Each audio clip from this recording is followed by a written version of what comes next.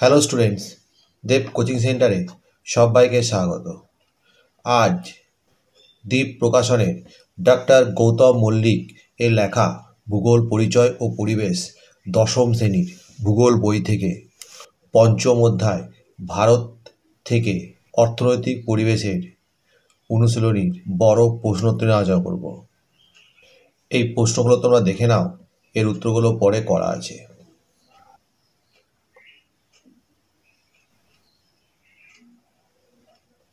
আজকের প্রথম প্রশ্ন দেখো, ভারতের ধান চাষের অনুকূল প্রাকৃতিক পরিবেশের বিবরণ দাও। এর উত্তর লিখবে, ধান ভারতের প্রধান খাদ্যশস্য। ধান উৎপাদনে বর্তমানে ভারতের পৃথিবীতে দ্বিতীয় স্থান অধিকার করে চীনের পর।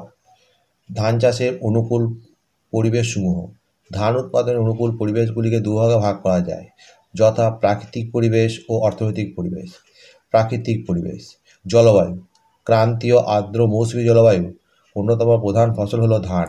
বৃষ্টিপাত। ধান চাষের জন্য প্রথম অবস্থায় প্রচুর বৃষ্টিপাতের প্রয়োজন।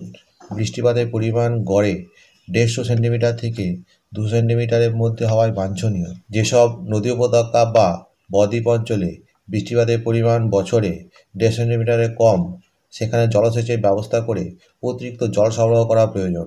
ধানের চারা বৃদ্ধি পাওয়ার সময় প্রতি মাসে 12.5 সেন্টিমিটার কিংবা তার বেশি হলে ধান বেশ পুষ্ট হয়। ধান পাকার সময় থেকে সংগ্রহকাল পর্যন্ত শুষ্ক আবহাওয়া প্রয়োজন। এই সময় বৃষ্টিপাত শস্যের পক্ষে ক্ষতিকর। পরে পয়েন্টে উষ্ণতা। ধান চাষের জন্য গড়ে 250 সেন্টিমিটার থেকে 270 সেন্টিমিটার উষ্ণতা প্রয়োজন হয়। সাধারণভাবে 160 সেন্টিমিটার থেকে 270 সেন্টিমিটার উষ্ণতার মধ্যে ধানের ফলন ও বৃদ্ধি ভালো হয়। ধান পাকার সময় অন্তত 260 সেন্টিমিটার উষ্ণতা প্রয়োজন হয়। পরের পয়েন্টে মৃত্তিকা। ধান চাষের জন্য উর্বর মৃত্তিকা প্রয়োজন। নদী উপত্যকার উর্বর পরল মৃত্তিকায় ধান সবচেয়ে ভালো জন্মায়। ধান চাষের জন্য প্রথম দিকে জমিতে জল দাঁড়িয়ে থাকা প্রয়োজন। এই কারণে পরল মৃত্তিকা স্তরের প্রায় 1 মিটার নিচে অপ্রবেশ্য কাদামাটির স্তর থাকা বাঞ্ছনীয়, যাতে জল মৃত্তিকা স্তরের গভীরে চলে না গিয়ে উপরের স্তরে দাঁড়িয়ে থাকে। 3 নম্বর লাগবে ভূমির অবস্থা।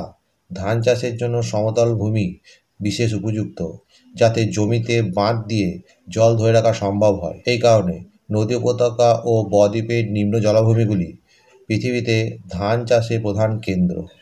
এরপরে প্রশ্ন দেখো 17 নম্বর, ভারতের কার্পাস উৎপাদনে অনুকূল প্রাকৃতিক পরিবেশের বিবরণ দাও। এর উত্তর লিখবে, কার্পাস ভারতের প্রধান তন্তু ফসল। কার্পাস চাষের জন্য যে অনুকূল প্রাকৃতিক পরিবেশ বিশেষভাবে প্রয়োজন সেগুলি হলো: 1. জলবায়ু। তুলো ক্রান্তীয় ও উপক্রান্তীয় অঞ্চলের ফসল এবং এখানকার মাঝারি ধরনের উষ্ণতা ও বৃষ্টিপাতযুক্ত অঞ্চলে তুলো চাষ করা হয়। উষ্ণতা। তুলো চাষের জন্য গড়ে 20 ডিগ্রি সেন্টিগ্রেড থেকে 26 ডিগ্রি সেন্টিগ্রেড উষ্ণতা প্রয়োজন। বৃষ্টিপাত। বার্ষিক 60 থেকে 100 সেন্টিমিটার বৃষ্টিপাতে তুলো চাষ ভালো হয়। অবশ্য উত্তর পশ্চিম ভারত ও দক্ষিণ ভারতে উপকূলীয় অঞ্চলে জলসেচের সাহায্যে 60 সেন্টিমিটার কম বৃষ্টিপাতযুক্ত এলাকাতেও তুলো চাষ করা হচ্ছে। 3 নম্বর, সামুদ্রিক বাতাস। সামুদ্রিক লোনা বাতাসে তুলো চাষ ভালো হয়। মৃত্তিকা। চুন মেশানো উর্বর দোআঁশ মাটি তুলো চাষের পক্ষে আদর্শ।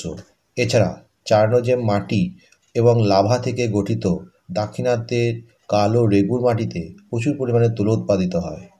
এরপরে পয়েন্ট দেবে ভূমির প্রকৃতি।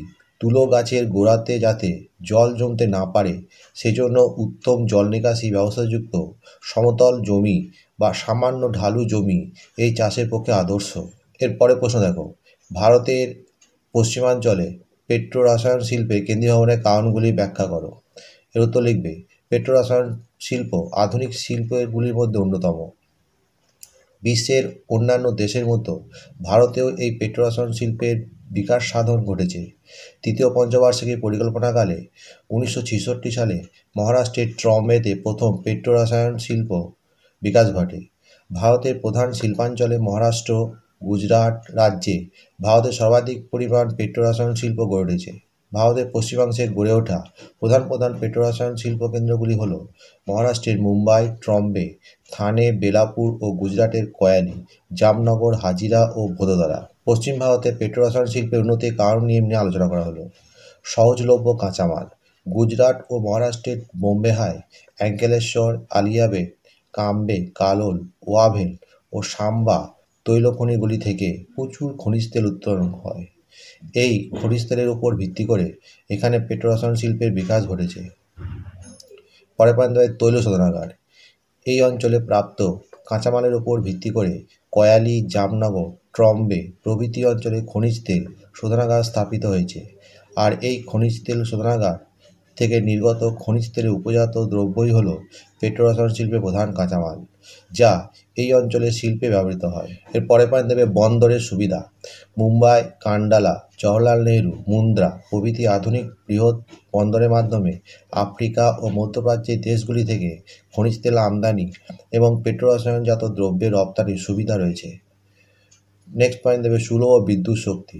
পশ্চিম ঘাট পর্বত অঞ্চলে সুলভ জলবিদ্যুৎ, তারাপুর, কাকরাপাড় প্রভৃতি পারমাণবিক বিদ্যুৎ কেন্দ্র এবং স্থানীয় কয়েকটি তাপবিদ্যুৎ কেন্দ্র থেকে এই অঞ্চলে পেট্রোরসায়ন শিল্পে প্রয়োজনীয় বিদ্যুৎ সরবরাহ করা হয়।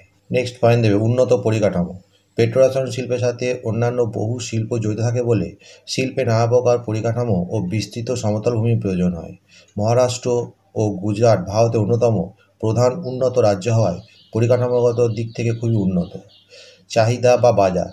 পেট্রোরসায়ন শিল্প থেকে বর্তমানকালে অন্তত জনপ্রিয় ও প্রয়োজনীয় দ্রব্য উৎপন্ন হয়, তাই পেট্রোরসায়নজাত দ্রব্যের চাহিদা প্রচুর এবং ক্রমাগত তা বেড়েই চলেছে। তাই এই শিল্পজাত দ্রব্যের অভ্যন্তরীণ চাহিদার সাথে সাথে বৈদেশিক চাহিদাও রয়েছে। পরের পয়েন্ট দেবে সুলভ ও দক্ষ শ্রমিক। ভারতে এই অঞ্চলে জনসংখ্যা অনেক বেশি, তাই শিল্পে প্রয়োজনীয় শ্রমিকের অভাব হয় না। তাছাড়া ভারতের এই অঞ্চলে প্রথম পেট্রোরসায়ন শিল্পের বিকাশ ঘটায় এখানকার শ্রমিকগুলো বংশ পরম্পরায় এই কাজের সাথে যুক্ত থাকায় শ্রমিকগুলো অনেক দক্ষ। মূলধনের জোগাড়। ভারতের এই দুই রাজ্য অর্থনৈতিক দিক থেকে অনেক উন্নত। তাছাড়া দেশের বড় বড় শিল্পপতি এই অঞ্চলে আছে বলে এই শিল্পের জন্য মূলধনের অভাব হয় না। উপরিউক্ত কারণগুলির উপস্থিতি ভারতের পশ্চিমাংশে পেট্রোরসায়ন শিল্পের বিকাশে যথেষ্ট সাহায্য করেছে। এরপরে দেখো প্রশ্ন, ভারতের পরিবহন ব্যবস্থার গুরুত্ব আলোচনা করো। এই প্রশ্নের উত্তরটা 14 নম্বরের উত্তর একই হবে। বন্ধুরা এখানেই শেষ করছি, পরবর্তী ভিডিওতে আবার দেখা হবে। ভিডিওটি ভালো লাগলে অবশ্যই লাইক, কমেন্ট, শেয়ার করবে।